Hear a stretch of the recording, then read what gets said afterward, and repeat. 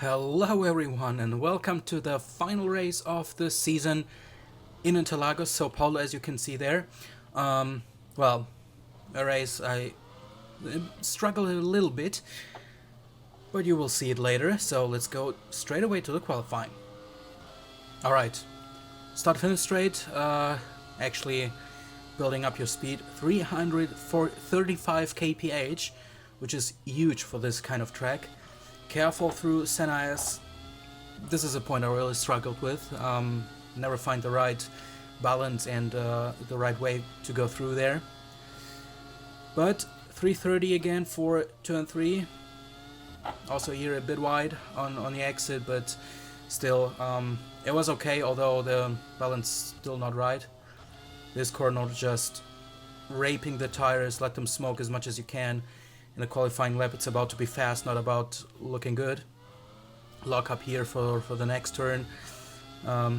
Preparing the car, just bring it in early, try to accelerate as good as possible, avoiding the curb on the exit in first gear. There's one easy flat out, braking at 75 meters. Was a bit too cautious on a apex curb, actually should have attacked it more, because then the tires on the right side will be loaded more, so you'll have enough grip. Shorten the way and over the line with 1 minute 6:397. Pretty huge to have those times. So 8th fastest. Later on I got 9th, but because of some penalties afterwards, we find ourselves in P7. So preparing the revs.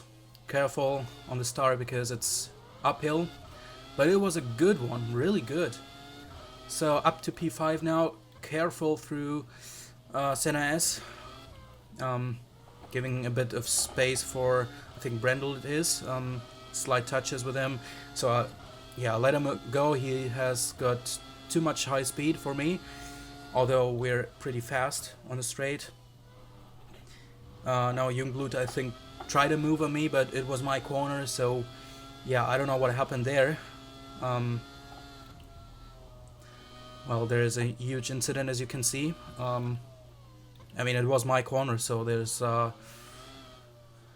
no right for him. Safety car, safety car, safety car. Oh. Leader's going to set the pace and start finish straight. Safety car, safety car, safety car. Alright, so first lap carnage and safety car right on the first lap. It's definitely helping me in terms of strategy, but we will talk about it later in a race. So yeah, as I said, it was my corner. I broke earlier to be safe of the guys in front, and I was in the middle of the road, so I was basically not on the ideal line, but defending my place because I knew that he's behind me, and if he tries to give it a go for a move, which he definitely is too far away for, I'm sorry, for me it's a racing incident. So well, he risked a lot for turn 3, and now he's, I don't know, now he's 14th, I think, in the pits, or maybe not, but well, and I think this was yeah, it caused all the rest carnage, you know. But the safety car is the safety car phase is pretty boring, so let's keep it through and prepare ourselves for the restart. Alright, safety car is in this lap. Danny Weller in the lead, his brother Rene is right behind me.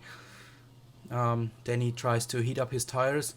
I was expecting him to accelerate every minute, but on the other side I was expecting him to do the Verstappen move, to accelerate right in front of the start-finish straight, to avoid giving anybody avoiding to give his toe to everybody else behind him. So now I prepared myself to go for the inside line. Now he accelerates. I thought it's a good strategy for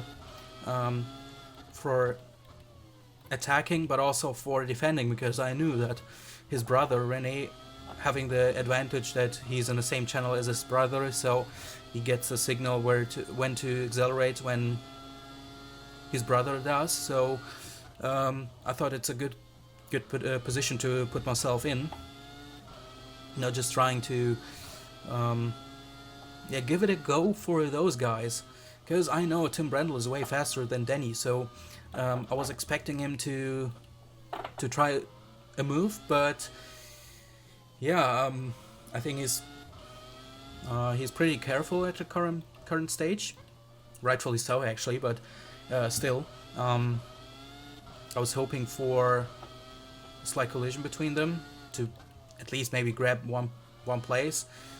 But on the other side, I was thinking, you know, my teammate Poland and Walborn, they started from behind because of some enrichments and yeah, starting from the rear end of the grid. Blah, man, sorry.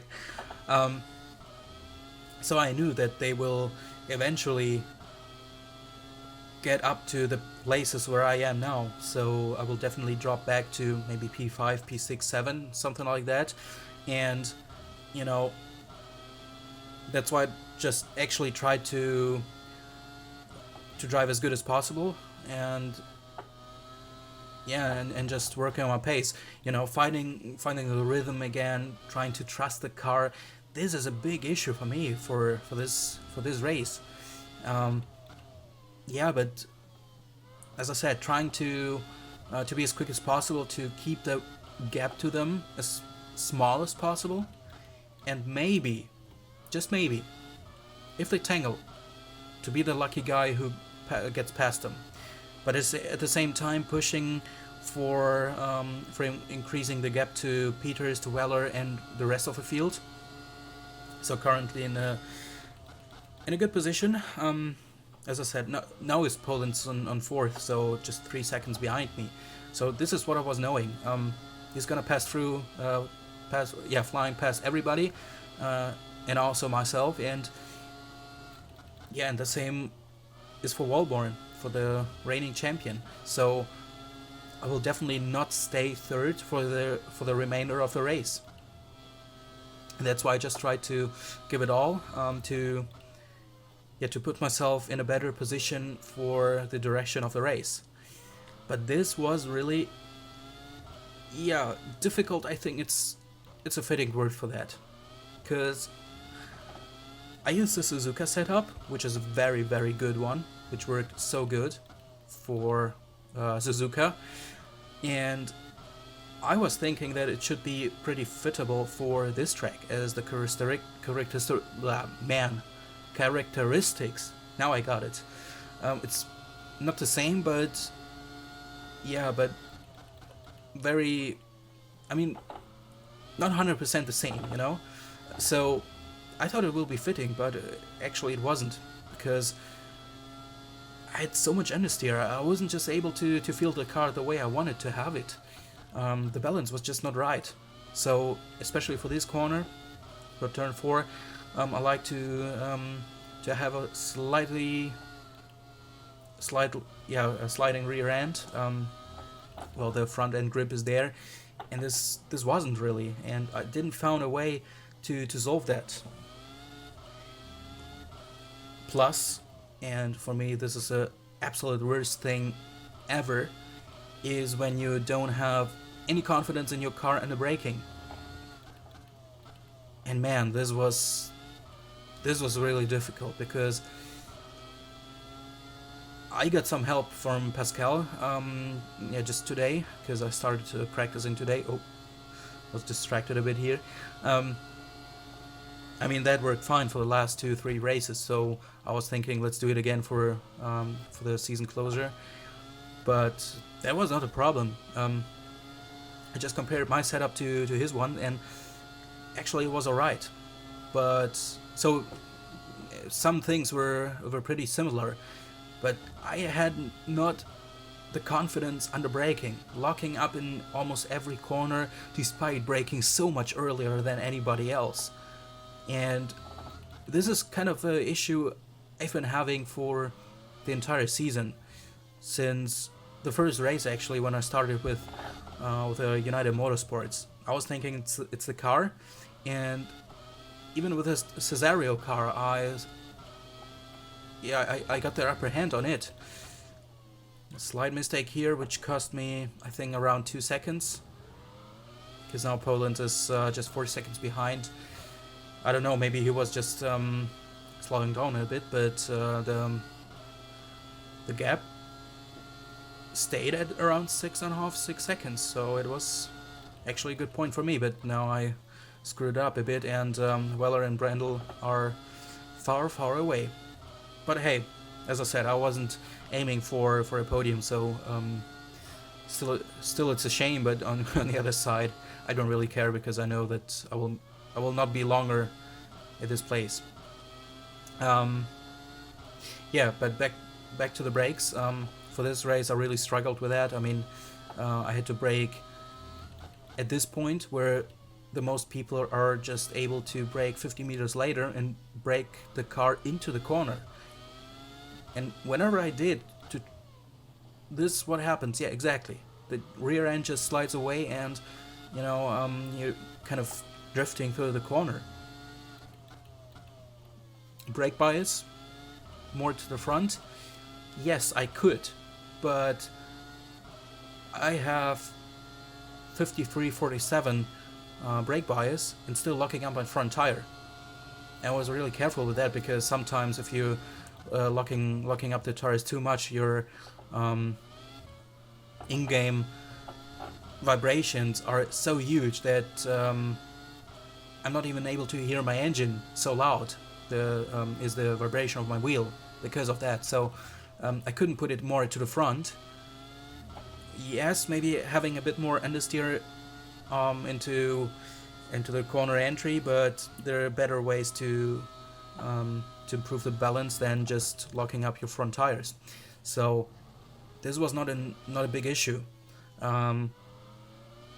Engine brake is completely on maximum, and what I was thinking is possibly the brake duct, the cooling duct, because you see that my brakes are glowing too often, and I think that this was an issue. In practice it was alright. Still, I have had no much confidence on the braking, but it was kind of better. I don't know, just felt weird. So braking at 75 meters this time did not lock up, but there you go. Now the rear tires are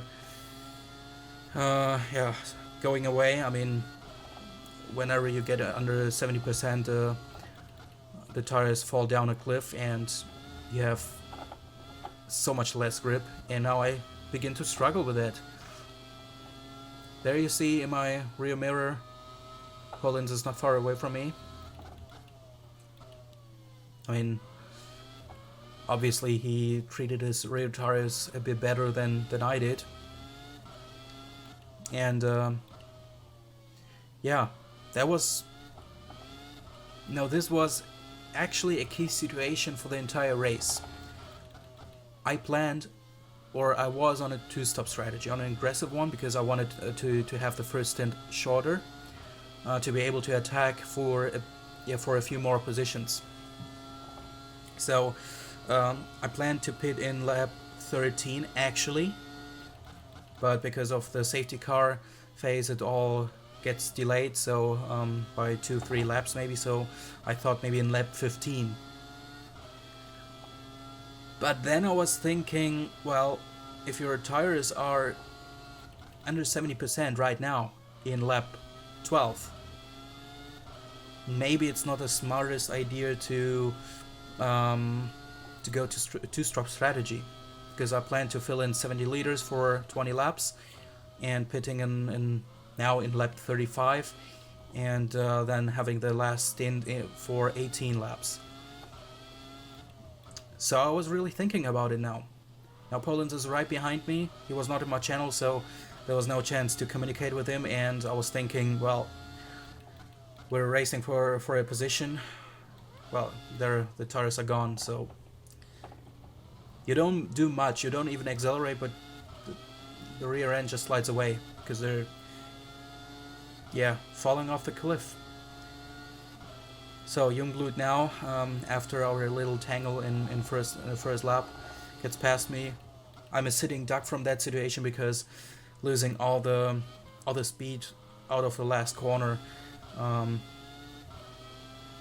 yeah, there is nothing you can do, and it was the safest way just to keep your line and do nothing crazy, because anything I do is just dangerous and stupid from the other side. So I took the decision now to switch to a 3-stop strategy, to take some less fuel than planned, and well, thanks Bastion. I know it's the last race, but I was expecting it. Let's be honest, I was expecting it, because everybody saw what Lewis Hamilton did on the poor Alex Albon. So I was expecting it to see people trying the exact same thing. It was my corner again. Yes, I let the door wide open for him, but he was not in a position to hold his nose into it. Well, you can argue you don't have to do it the same as people argue with Alex Albon, but you know, it's your corner, you're in front, and if the car is more than a car length behind you, there's no way to go for him. Easy as that. So 50 liters, my new strategy, enough for just 15 laps, meaning lapping in or stopping in lap 29. And well, I think this was a wrong decision to make. Apparently, the most people were on a 2-stop strategy. Now, René Weller, of course, slower than I am, because his tires are worn. Mine are just fresh out of the pits, and I mean, I had a lot of fun to close up to people and trying to overtake him, although I took too much time on René to get past him. Now there's a whisper, but I didn't hear anything. I wasn't sure whether it was an announcement on a collision between Paisler and myself. I don't know, but well, he's still in front, so I guess, yeah, I wouldn't say it's worthy a penalty. I mean, yeah, it cost time to me, and actually, to be fair, I expected him to let me by again, but he didn't. It's a last race, so yeah, come on. Oh, Cavallo in the middle of the road. Why not? Well, now I'm in P11. Oh, that was close. So looking at the positions, actually it's obvious that the most people are on 2-stop, while I'm possibly the only one on 1-stop, 3-stop. So now working on René to get by him. I know that I have a speed advantage again. This was something I worked for in the setup. It was a well-known sacrifice, and there we go. He closes the line, forces me to go to the outside. I have no problem with that. Got some good experience going outside in that corner. Now he have a little tangle. Maybe he outbroke himself. I didn't watch the situation. Maybe he outbroke himself a bit. Maybe he or I misjudged it a bit and turned in a bit too soon. I don't know. But then I was thinking, okay, let's give it another go. This time maybe having a longer run into turn 1 and trying to just clipping for the apex of turn 2. Trying to intimidate him a bit here and showing him, dude, I have so much more grip. Better don't fuck with me. But I almost fucked with myself. But hey, I'm on P10 by the way, so back in the points. And here we go. Better exit, now just using his slipstream. You see the top speed, now he forces me again on a longer line. Now I cannot see him. Try to brake later, but there he is again. I tried to do the Verstappen move, just clipping for the apex, but didn't work out. So, next plan, I was thinking, okay, don't let yourself force to the outside line, because apparently you can't overtake in that corner with that kind of car and kind of setup. So, try to get yourself in a position to be on the inside line. So, next lap. And this is what I'm saying, it's taking too much time to overtake a guy on worn tires. And yeah, no. Okay. Oh, he spun away, okay. I tried, yes. I also wanted to give it a try there. He closed the door, he was expecting it. A slight touch from... But I don't think that it was my fault that he spun, because he was on this artificial grass or whatever it was, so those ones provide absolutely no traction at all, so he spun by himself actually, and I didn't push him too much that he overshoot the corner. So this is not the way I want to overtake, but hey, okay. I was thinking, good, I'm 9th, now let's get on with Peters. So now I really have to fight my way through to the position I was in. Definitely not P3, but I was aiming for P7, because this was realistically the position I could finish in terms of natural pace. So again, using your weight, using your tire advantage and close to people. I think now the 2-stop pit window is open, and I guess that Peters will come in now. No? Okay, Wellborn does. Alright. So yeah, exactly, the 2-stop pit window. He he stopped in lap 19, so let's double it up and say lap 38 is his second stop. And lap 38, 13 laps to go to... No, 15 laps to go to the finish. So definitely a better 2-stop strategy. Yes, now I'm on 8th. And closing up to Peters, now less than 5 seconds to him. But as I said, they will all stop. Patrick Newman, incredibly 6th, or now 7th. Okay. So, yeah, it will be definitely a challenge to, to be quick enough to get to this place again with one more stop to go. Oh, Simon Corr now just left the... Okay. And there is Newman. Inner pits, picking up one more place, now P7. Good. Just keep going. I close up on Peters by approximately 1/10, almost a second. Now we're just about 4.1, and there he is, or it was on the straight. So yeah, just give it a go. But I think around lap 21, so next lap, I started to calculate, how about switching back to 2-stop? Is it possible? Because now I think I realized that I might be on the wrong side of the strategy, because people are stopping in lap 18, 19, 20, and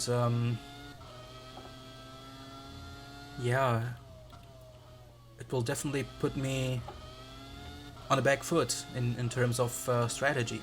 So now I was really calculating. I got fuel for 7 more laps. 7 more laps. We're now in lap 28. Bullshit. 21 plus 7 laps means lap 28 next stop. Lap 28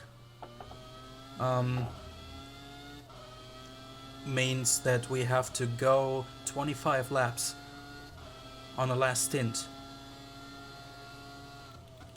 And this is not possible, because even if I fill the car up completely to the top with 75 liters, this is only enough for 21 laps. So now I have to take a decision. Commit yourself to this position you're in now, so staying at the free stop, or trying to slow down and save fuel to be able to stop in maybe lap 21. What is it now with numbers? What is wrong with me? So maybe start lapping in lap stopping in lap, I don't know, 30 or something. Now I'm checking it. Exactly, yeah. I didn't want to request a pit. I just wanted to see for how many laps I can go with completely full tank. Yeah. So this was the decision I had to take, and the question was it worth it, or is it worth it to pit 2, 3, 4, 5, 6 laps to the end for new fuel, to fly past everybody and then losing another 20 seconds for only 15 liters? Is it really worth it? And the more I calculated while driving, the more I saw the difficulty I maneuvered myself in, because the best strategy now is to commit to the strategy I choose a few laps ago, because otherwise I cannot. Now I'm 7th, yeah. Walborn is 3 seconds behind. He will go past me, no problem. He's definitely faster than me, so no need to fight hardly. Yeah, so actually I'm 8th. Is it really worth it to keep the distance to Peters while short shifting and lifting, coasting and so on, so doing all the things now happening in real F1 to get it over the line, or to delay your stop as much as possible for for the next stop, to fill it up again to 75 and trying to save fuel again? Is it really worth it? And I thought, no, it's not.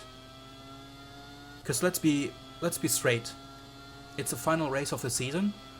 There is not much to gain. I will not get into the top 10 point-wise. What I can do is helping the team out as good as possible by securing as many points as possible, and I cannot guarantee that I can do that by short shifting, by coasting and saving fuel. I cannot guarantee that, but what I can is to give my absolute maximum I can in my controls and try to fight my way through the field to get back to this place.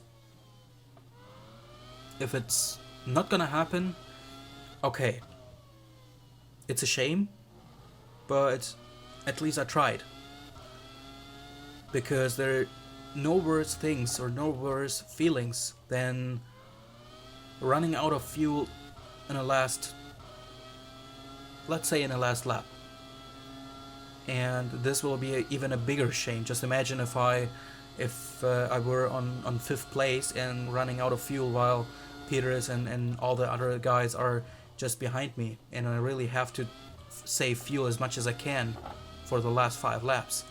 So sometimes it's better to be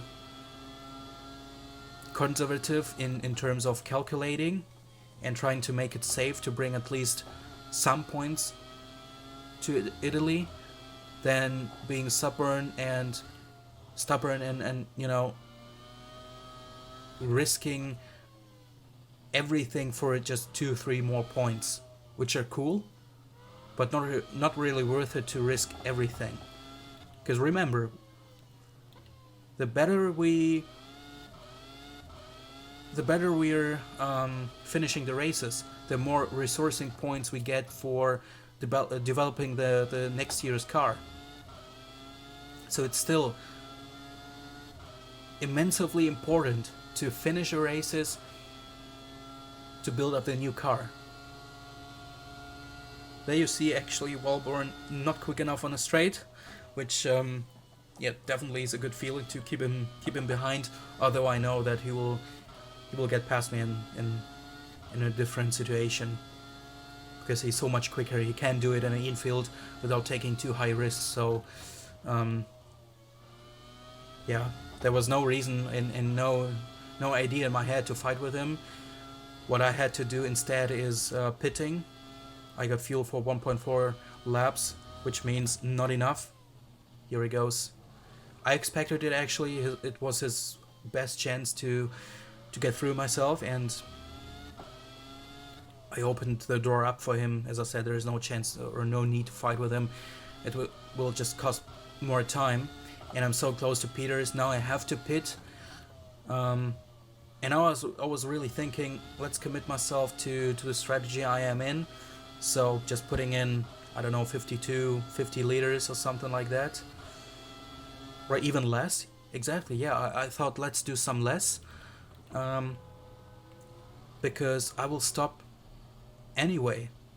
So we can shorten up this stint a bit to have some more room for the final stint, where it's all or nothing basically. So that's why let's make it a bit shorter. With the rest fuel, okay, 48 liters. Enough for 13.7 laps, which means 13, well, in lap 40. In lap 40 we will have to pit. This was the pit window I wanted to get in. So 13 laps more to go with fresh tires and trying to catching up all the people in front struggling with worn rubbers. And well, still I'm in a point on 10th place with 1 point currently. Tobias Dorsch 5 seconds ahead. I know he's definitely not on pace with me, so he will be an easy target to pick up. And I think he's also on worn tires currently, so okay. And yeah, basically it's all that. Patrick Newman 10 seconds behind, so I'm definitely in a good position to score at least 1 point if everything works or goes bad. And from that on, just pushing as much as you can. Really stop looking for tires, just screw them over, do whatever the car can do. Basically putting qualifying laps, which is fun because my qualifying lap is as quick as my race pace lap. So I will not get over the 1 minute 6 or 1 minute 7. I don't know why. Again, struggles with this time. I think my best was 1:6:052 or something like that, which still is 1.5 seconds, I guess, away from the overall fastest lap. Remembering back in the glory days of 2013-14, whether Dennis Collett or myself used to be the quickest guys in overall hot lapping. But now I'm old. So I don't know, I really have to work on it over the winter, trying to hot lapping even more. Maybe even making some hot lap videos in Assetto Corsa and F-Factor 2 actually. Maybe also in F-Factor 1, I don't know. Maybe it's not working anymore. Gotta check it out, but just hot lapping again, trying to understand the upcoming mod, which definitely will be a new one, and just using all the months to prepare yourself. I guess the season opener will be in March again, like this year. A good time window actually for starting into the new season, because on first Sunday of April the karting season opens. So actually it's a great period of time where all your hard work, all your hope is now to be proven on the racetrack, whether in real or in virtual. Doesn't matter, it's all the same. And so definitely gotta work on that, and of course open up the mod files to try to read the data, to understand how the mod works, how the tires operates, in which temperature window you gotta put them, or maybe the engine, in which temperature or which range you have to put it to work good with it. All the stuff like that, you know, just studying everything, and of course keep on working on your setup knowledge,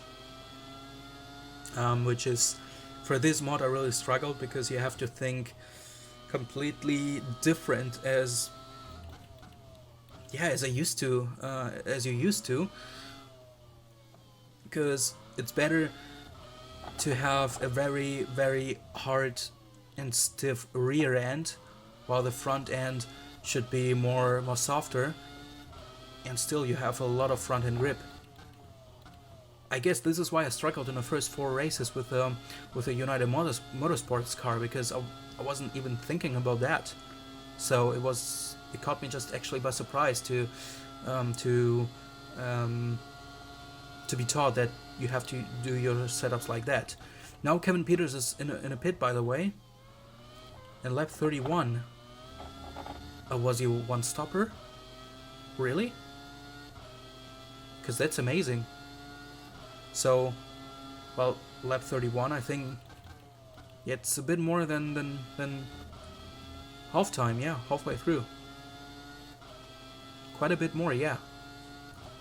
In the meantime, I'm now on P8 thanks to Peters, and behind Kativo in a Newman, definitely struggling with tires. You can see how much the rear end is sliding. So just remain cool. You know how to do it now for the Senna S, for the first corner. Just okay, now I screwed up, but still had a better exit than he did, and I'm just using the slipstream, showing him or dummying him that I would go on the outside. In the meantime, just changing the side and fly past him, because this is what I should have done with Rene. Not putting myself into the position to go on the outside, just dummying him and in fact taking the inside line, which is definitely was the safest version, or the safest way to overtake. I'm not sure what, maybe he lifted, but I don't believe that he was so slow on the straight. Although he said afterwards that he was able to brake very late for the infield corner, so possibly he has got a lot of downforce. And that's why he was like standing on the straight, you know.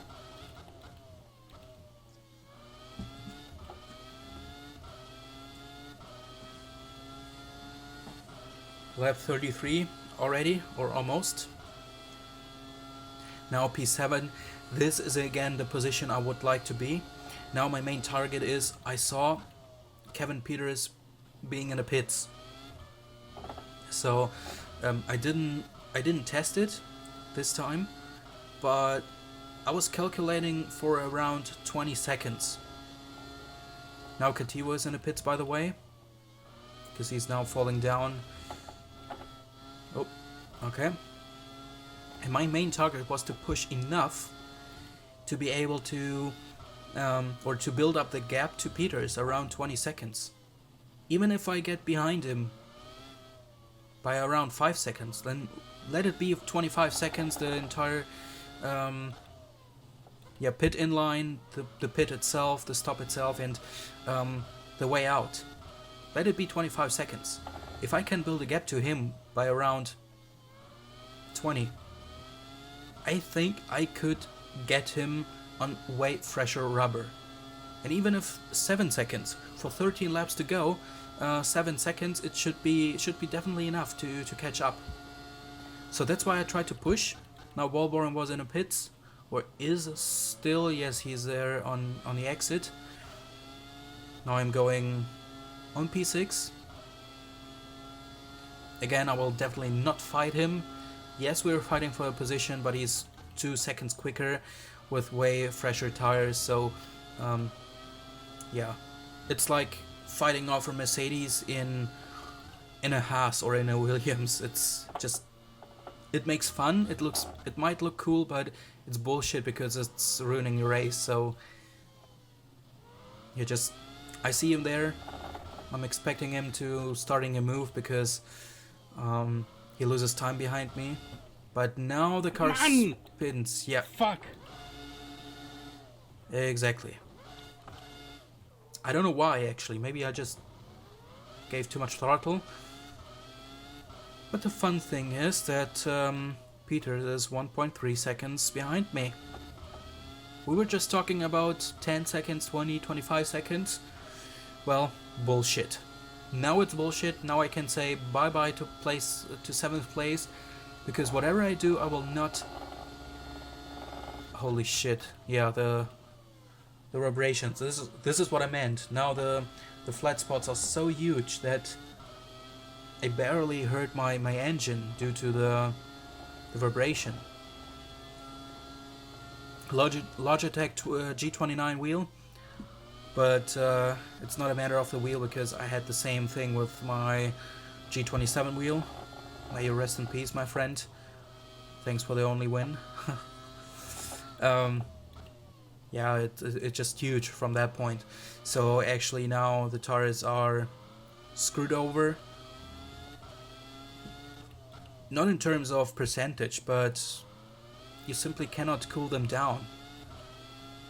Once you spin, the tires are heating up like hell, and you cannot cool them down anymore. So now he's just within actually DRS range. But yeah, Kativo just 15-16 seconds the gap. Oh, holy shit. Just real thing is that I don't feel the vibrations, I just hear it. And thankfully so, because it would be just impossible to steer with flat spots like that. So actually I should have pitted now. Now I am in a two-stop window, so actually if I put some more fuel in, we have 17 laps to go. Actually it should be enough now to just pit and finish a race off. But I tried to keep it going and maybe to bring it on for, for lap 40 and then attacking. I don't know, maybe I should have stopped now, but from that point on, I mean, Kativo has got fresh tires too, so the difference will be not that huge. And this is all this about, having the better rubber, and that's why pushing. Yeah, now I have to get in because I'm losing too much time now. This was all my strategy was about, actually. Getting the fresher rubber and chasing the vulnerable people on their worn ones, and just get past them. And it doesn't work when I pit just 2 laps after the guy I'm racing against, then there is no advantage for me. And pace wise we're pretty much all at the same level. So this was all pretty tricky, but I really had to, because Peters can keep it up with me, and that's definitely plays a big role in the outcome of the race. Now refilling. Oh no, don't want the wet tires. Now having a look at the line, the pit entry. No repair damage, which definitely cost too much time. So I was now in a position to say bye-bye P7, and I was aiming for P8 then. So fixing the damage would cost 4 more seconds. The car felt good so far, also pace-wise. So taking those 4 seconds would make it all more difficult for me to catch him. Yeah, just to catch him, So now we got 7 seconds. Otherwise it would have been 11. And now it's showtime, because now it's all or nothing actually. P9 or P8? What will it be? Dorish in P10, 4 seconds behind. So he's also a threat in terms of, if I do a mistake, he will take it, my place. So also have a look on him, but I try to focus on a gap between Kativo and myself. And of course still having an eye on Peters. Maybe his tires will break down and he will stop once again. So in that case, 18 seconds are not enough to stay in front, although he had got he would have got the fresher rubbers on his car. It would have meant then that I'm P7 then. But it's all calculating too much. My only job now is to try to get closer to Kativo. Yeah, and then again finding the new rhythm.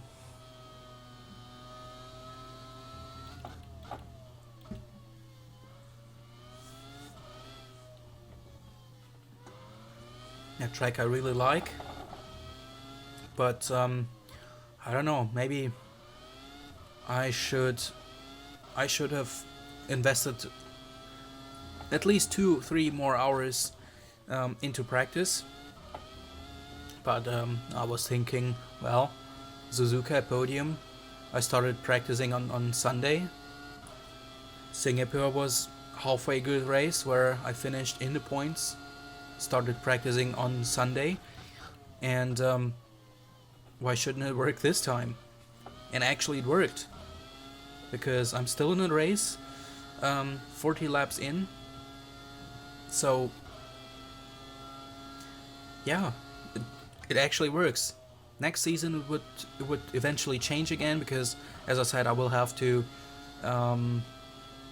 get familiar with the mod, with all the data, trying to understand the mod, definitely experimenting more in terms of building a setup, because that's what I did not for this one, and that's why I struggled so much. I mean, that I finishing in Australia in what was that, P12, P11, so definitely outside the points. It was alright for a man who have not participated in a sim racing race, in a simulated race for 4.5 years. It's a good result. At least finishing the race, it's awesome. But from that on, my targets, my objectives were definitely higher, because on paper we had a good car back with the United Motorsport. So my objective was definitely not being 11th or 10th. My objective were definitely being around P5. So well deep in the points, and also having the upper hand on my teammate, which was difficult because he's got the experience from the prior season with that mod. Well, I had to learn everything from the scratch. So yeah, it was all a bit messed up. So I wasn't really thinking about it, and not experimenting too much, because actually I used to do it like that, like, you know, what's gonna happen if I do this completely to this side? How does it feel? And if it feels bad or just messed up, what's gonna happen if I turn it around the opposite side? And later on I have a solution how to find one more tenth out of my car. Just putting it to the extreme, maybe tweaking about just in between, you know, and finding a solution. But at this time, okay. And here we go again. Now the tires are hot, like a hot blonde. Well, Again, 2 seconds lost, but the difference between Kativo and myself just remained about 6 seconds. So this is what I meant. Now I have no advantage. Now it's all about your natural race pace, and I'm just keeping up with him. I'm not closing up. I'm not... Well, now I lost time, but only because of myself. I'm not losing time. I'm not gaining time. I'm just keeping up with him and keep the gap the same. And that's... well, okay, Yeah, now we are 15 seconds away from Kevin Peters, which definitely was around 18. But hey, still, it's a huge mountain to climb. I mean, I won 3 seconds within 5 laps. And we got 10 laps to go. Or maybe even 9, I think I got lapped once already. So maybe 9 laps, so it will definitely not work out. Still, my target is P8, which will bring me 3 points. Oh, Tobias Dorsch is out. Safety car, safety car, safety car. Leaders Fantastic. Set the pace on start finish straight. Fantastic. So, actually, in the right time, at the right spot, and a gifted pit stop. I just refilled 10 more liters just to be sure, because the last thing what should happen even in the last race is that you run out of fuel, repairing all the damage, because now, as I said, it's just a gifted pit stop, but whatever fuck. I didn't realize that the pit crew is not working on my car. Now they are. What the hell? Still a gifted pit stop because I'm not losing any positions and also not gaining. There's Walborn coming. I think Kativo did not stop. No, he's 45 seconds ahead of me. So he's definitely not stopped. And now I got back the advantage I was seeking for. Because now, when we're back on track, we're lapped already. So I can unlap myself and enjoying the grip advantage over him, which he has not got.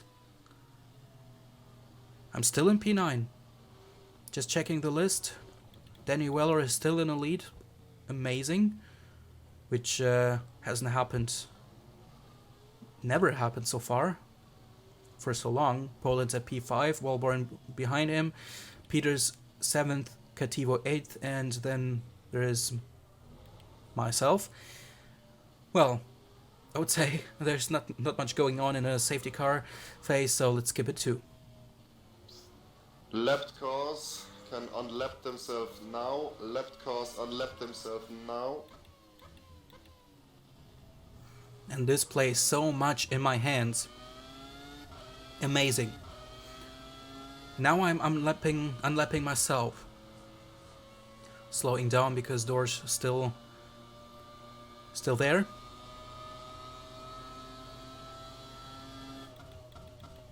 Now it just plays in my hand because now I'm really in the game again, in the race like anybody else. So P7, P6, even P5, and if something huge happens, is still for grabs. Of course, the risk is there that I might lose P9, yes. But I'm looking at the positive side, so I can get Kativo, I can get Peters. Tobias Dorsch, please escape. And that was the moment where I had a little smile on my face, because Tobias Dorsch escaping, which means the track is clear. The safety car should come in this lap. Should come in this lap where everybody closed up to the field again, meaning that my tires, my brakes are on temperature, and I'm free to attack the people in front, while they are still heating up their tires and their brakes, and might be not ready for it. So, in a hindsight, you can say you should have tried it to put yourself through on a two-stop strategy. Safety car in this lap. There you go. Safety car in this lap. Leader's going to set the pace in the last sector. But there is no chance I could have known that 5 laps to the end we will have a safety car. Of course there was some hope, but it was just a hope. It's nothing you can calculate with that. So yes, it would definitely put me even more in a good position, you know, saving one stop and maybe being on P6, P7 maybe, with completely empty car and screwed tires. But yeah, you couldn't. There was no chance to see it coming. But last corner, Danny Weller is in the lead, so he decides where the race will be restarted. So close to Katiwa. I want him to get so much, and Peters too. Those two guys are mine. This was my target all race long, and now I have the chance to do so. Danny Weller in 10th has just arrived, and his brother Danny does it again, the Verstappen. Waiting to the line.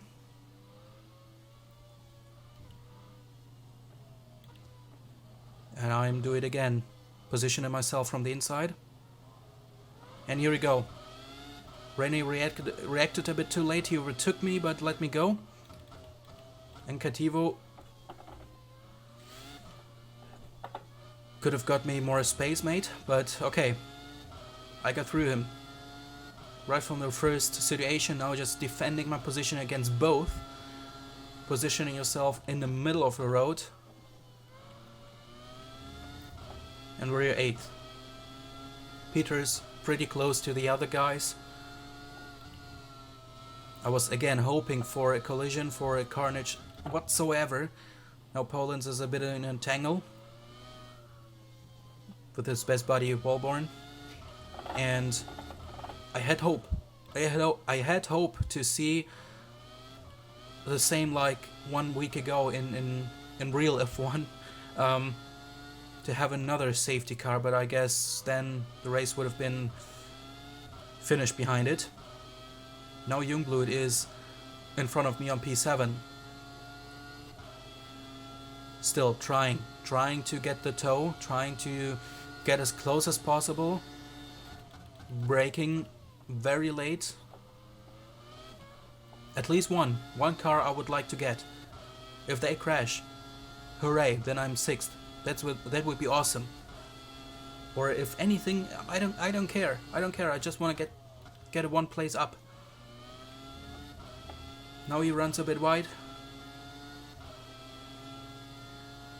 And here we go. Intimidating Peters a bit.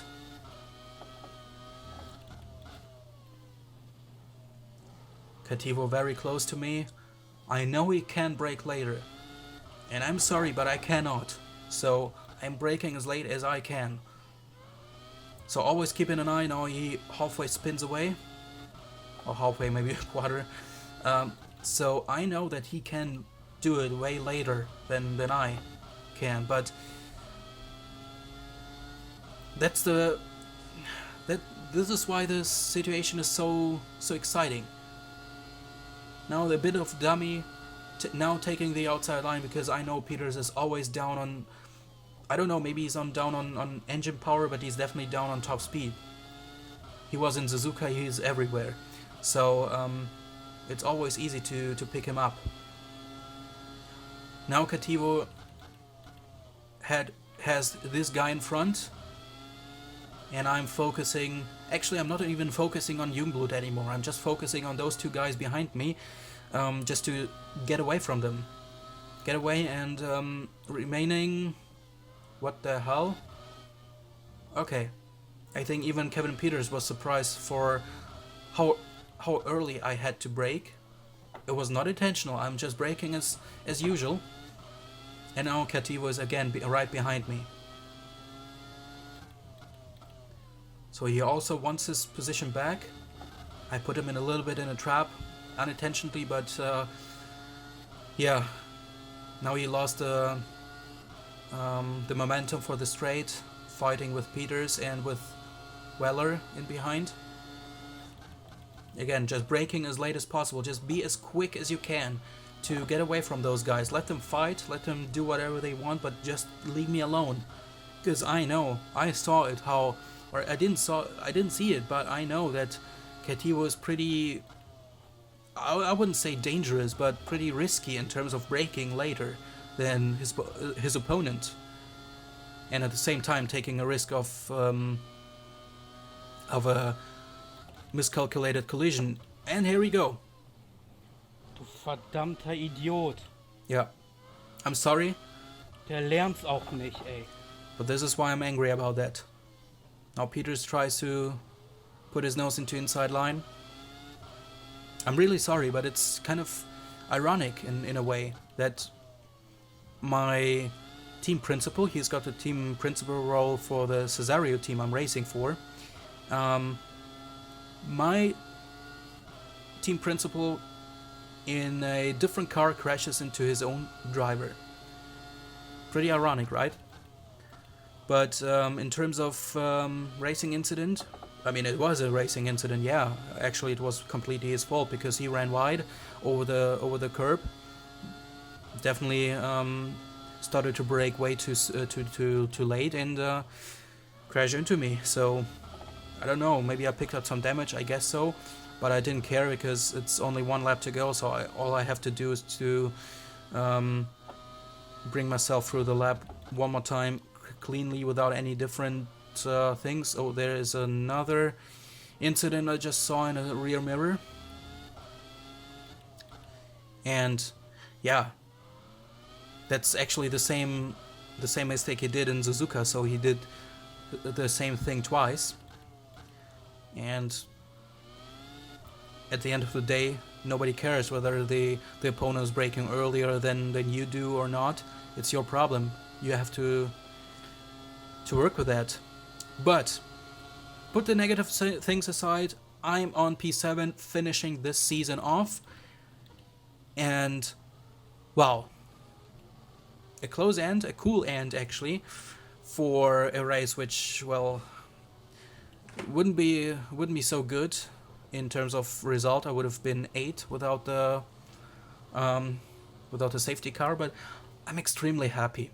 I'm extremely happy because, you know, participating in 11 races, and I don't know on which place I finish in the driver's standings, but what I'm really happy about is about the opportunity which has given to me by the league administrators of the VFC, of the GSO, to get back to what I was loving the most around 2012 to 2014, and to feel it back again. And to be back again, actually. Hello, Pascal. See you there next year. Get used to my rear wing. Sorry. No, I'm just really glad, just really thankful for the opportunity. Sometimes the people piss me off due to their driving skills or just strange behavior. But at the end of the day, I'm glad to be here. Glad to be part of this season, although I missed 4 races, but yeah, it felt good to be away, maybe because of all the frustration. So thanks a lot for also watching. Those ones are for you. Feel free to take one. And yeah, thanks for supporting, thanks for watching. I hope you like the format I'm doing, also for the kart races, just for the post-race voiceover. And next year will be definitely a year of kicking asses, I hope so, because in a team with Pascal Poland's a great driver, a very experienced and quick one. I saw him back in the 2006 season at his very beginnings. Now he's a very tall boy, and now my main target is to beat that guy. So next year will be huge. Thanks 2019 for all the experience, for all the races, some great races. I finished on a fucking podium, man, in my comeback. So, man, you gotta be happy about that, dude. So, yeah, thanks a lot, and see you next year. Bye.